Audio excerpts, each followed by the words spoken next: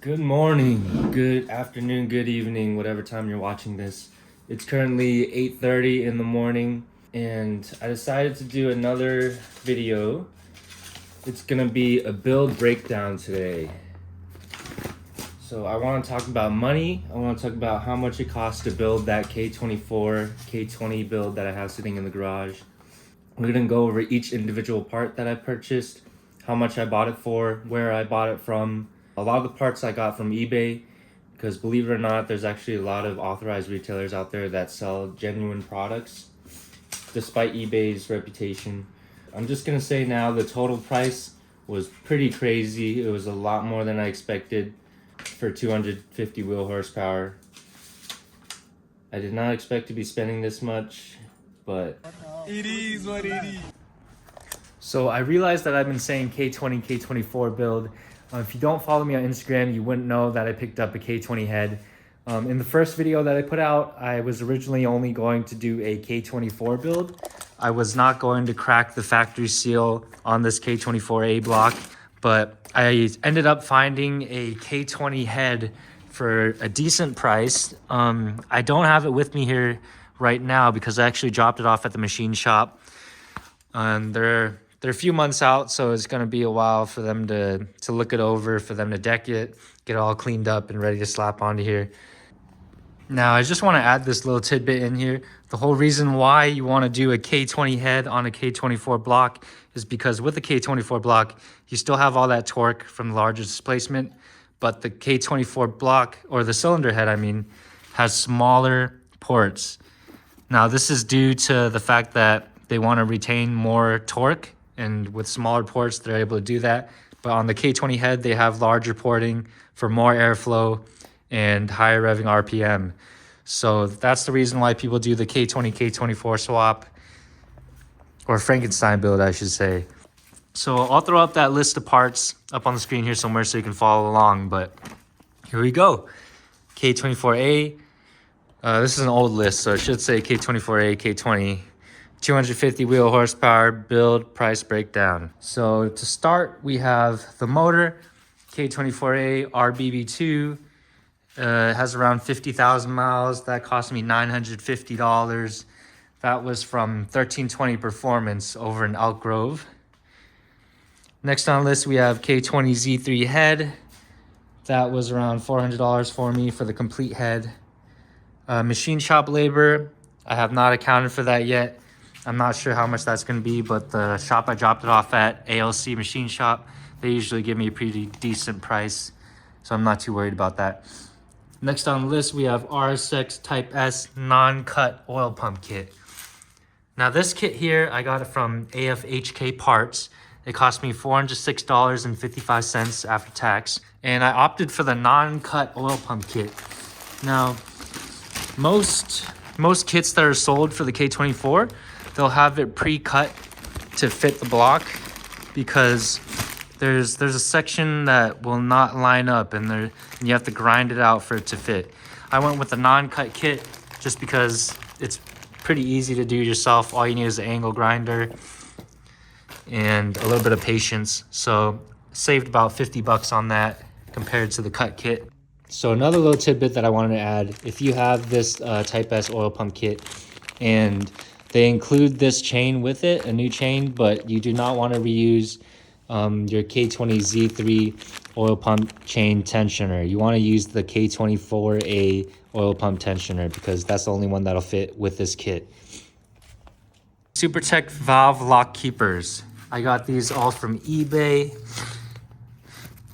With the RSX Type S retainers, you can reuse the valves, but with these retainers, you have to use, I believe it's 70-degree keepers or something like that. So they have to match, which is why I picked up a set of these retainers, or keepers, I mean. Those were $43.15. Next on the list is OEM 2002 RSX Type S valve spring retainers. The ones I just showed you here. I got these from AccuratePartsWarehouse.com. They were $86.37 for all 16 retainers. So as you can see, they're set up for a dual valve spring kit. I believe only the 2002 RSX Type S's came with the dual valve spring setup. And what a dual valve spring setup allows you to do is to rev higher, much higher than with the OEM single spring setup. And these will prevent valve float. You do not want valve float when your motor is spinning at like 8,500 RPMs. So that dual spring setup will be a lot better for the K20 head that I've got going on. Next on the list, this is kind of a optional part of the build. I got some OEM Honda valve stem seals. The motor's pretty fresh. It's only got 50,000 miles, but I figure while we're in there, we might as well replace these, have a little bit of peace of mind. These were off of eBay. They were $68.26. They're very easy to replace. You just pull the old ones off and push these on. So I picked those up for peace of mind. After that, we've got Drag Cartel 2.2 camshafts. And this came in a package with the SuperTech dual spring upgrade from HPT Autosport. It cost $1,379.99 brand new. So it came with the cams and the dual spring upgrade with their titanium valve spring retainers. But I'm not going to be using the titanium valve spring retainers because I've been doing a lot of research online, and apparently because of the difference in hardness and metal hardness between the titanium retainers and the OEM, or not OEM, but between the springs and the retainers, it'll cause pitting on the retainers, which is dangerous because over time, I think they say it'll last up to about 10,000 miles or 15,000 miles, but there's a chance that the pitting will cause these retainers to crack and maybe drop a valve into the motor. So you definitely don't want that, which is why I went with the OEM steel retainers. These will last forever. Here, I might as well show you the camshafts. I don't have them unwrapped because they pretty much just look like OEM camshafts. There's not much to see here, but here they are. Nice and shiny. Drag Cartel logo on there. Now, I did take them out earlier and compare them to the OEM camshafts. There's not much difference that I can tell from the naked eye, but I'm sure if we measured the lobes, they would be slightly larger. Now, these 2.2 camshafts, they're not the most powerful, but I've been reading up and it says that they're the best for road race setups. So that's what I'm going for. This is going to be a road race build. I'm not going to be drag racing or anything like that. Maybe the occasional street pole, Mexico races, but that's about it. Most of it's going to be road race and autocross. Now, what we have after that is the Track Tough VTC 40 degree limiter pin. Now, I actually have that over here. This is it here. It's just that little pin, and it comes with the tool bit for you to remove these screws here, or these bolts. So I'll be installing that later in a later video. It should be a simple install, but pretty much what that does is it limits the VTC gear to 40 degrees, because on these motors, you do not want to go over 40 degrees or else your valves have a chance of contacting the piston. And you definitely don't want that. That was $49.12 from Heel Toe. Heel Toe is a great website. I love getting stuff from them. The owner, Marcus, is a great guy. He'll answer any questions you have. He's very knowledgeable. So next on the list, we have OEM valve cover gasket kit. Again, this might be optional, but depending on how fresh your motor is, I decided to get one just to replace all the old gaskets on there. I think my motor's been sitting for a while, so I don't want any oil leaks or anything like that. And this is cheap insurance. That was $43.69 for the whole kit from eBay. Next on the list, we have ARP head studs, $191.18. Since I'll be doing the K20 head, I do not want to reuse my old stretched OEM head studs, so I got some ARP hardware, which is apparently the best you can get. Next on the list is OEM K24 head gasket. I got that from eBay, $92.99 after shipping, with that beautiful red label. You want to go with OEM because that's probably the most reliable that you're going to get. You do not want to have to pull the head off again after you torque it down. After that, we have ARP flywheel bolts, $87.35. ARP pressure plate bolts, $27.20. Those are right here. I'm going with ARP, tried and true. And the setup that I have is for a K20 setup. So with the K24, you can use any K-Series clutch setup pretty much as long as the flywheel matches the clutch. So if you're using a K24 pressure plate, make sure you have a K24 flywheel. And if you have K20 clutch, make sure you go with the K20 flywheel. But after that is the XD Stage 1 clutch right over here. I got this from Hard Motion. They shipped this thing out pretty much, it got to my house 2 days after I ordered it, which was pretty crazy. I paid $369.24 for it. This is the Stage 1 kit, so it's a little more aggressive than OEM, but it'll still have that OEM feel. And it's plenty to hold the power that I'm going to be making. It's an organic clutch disc, no pucks or anything like that, so it won't be too aggressive. Next on the list, we have the ACT Exact 8.5 pound lightweight flywheel. I got that from eBay, $402.20. Now, I'm going with an 8.5 pound flywheel, which is extremely light. This is probably the lightest flywheel I will ever own. And the reason why I'm going with the lightweight flywheel is because it'll provide better acceleration. It'll be a lot more rev happy, which is my goal with this build. I want just a monster naturally aspirated motor.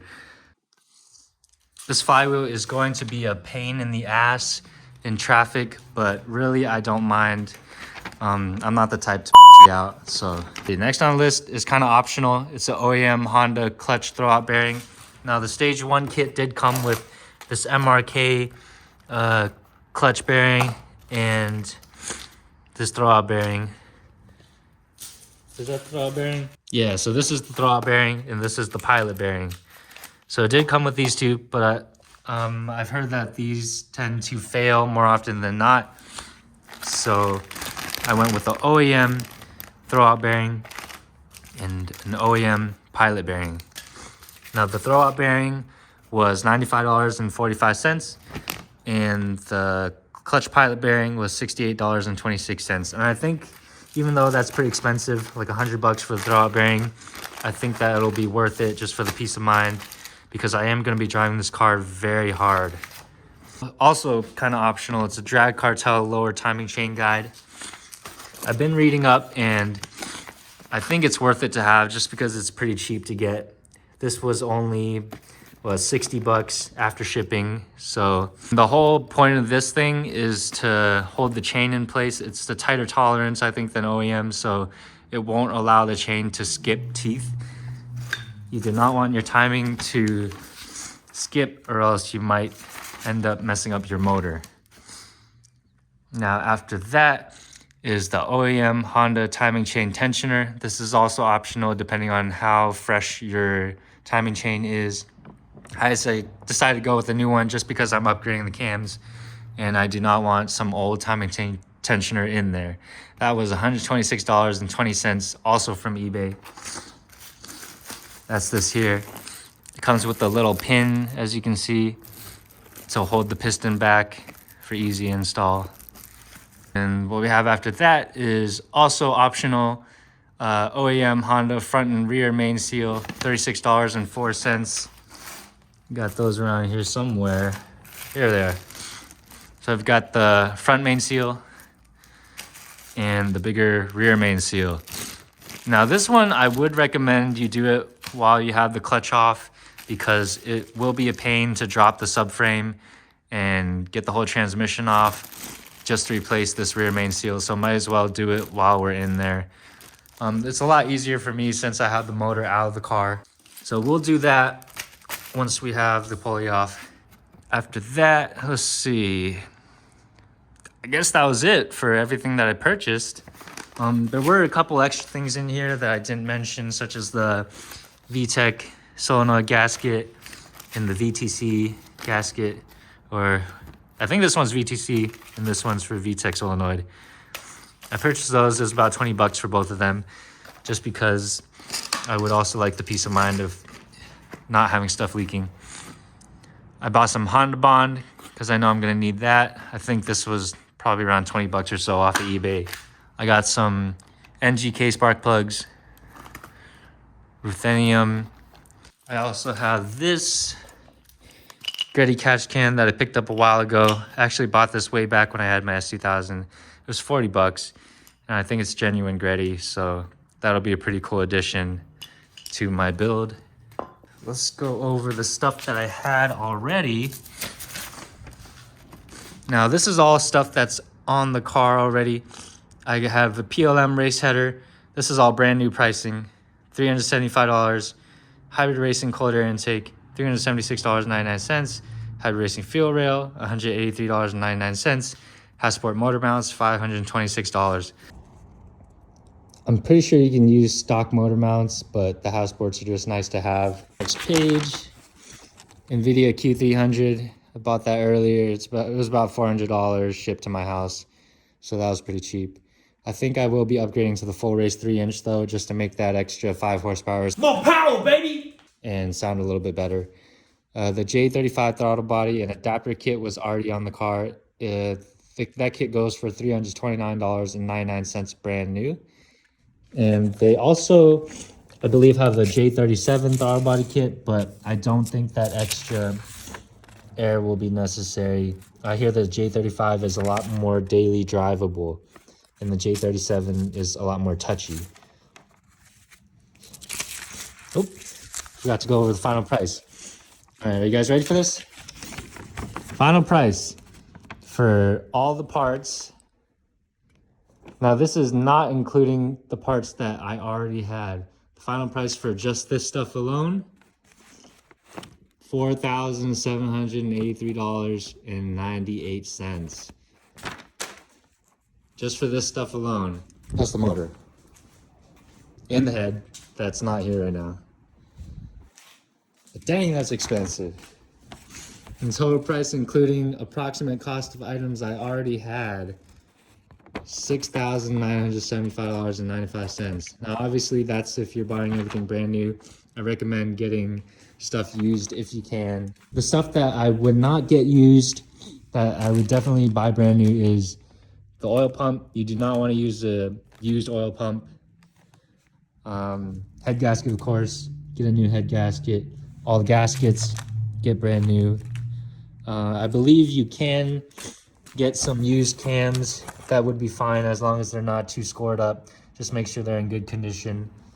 Used cams would be fine. Used clutch pressure plate would be fine. Get yourself a new disc though. Used flywheel, also fine. Just make sure you have it resurfaced and really clean before you install. Of course, oil catch can, optional, but you can get used if you want. The rest of the stuff, I would get brand new, just for peace of mind, knowing that everything's brand new and will work perfectly. That's pretty much it. That was my build breakdown. I spent a lot more money than I had originally wanted. I told my fiance that this swap would only cost $1,000 or so.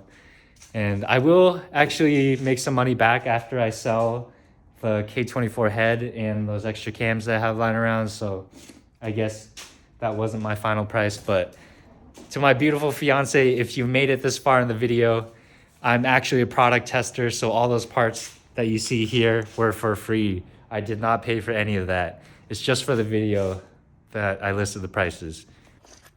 If you stuck around to the end of the video, thanks for watching. I really appreciate it. Please leave a comment down below, leave a like, and subscribe if you want to see more. If you have any suggestions, if you see any parts that are missing, if you're familiar with the K20, K24 swap, and you see that there's something that I should have, please let me know. I would love to have a complete build. So this is my first time doing this.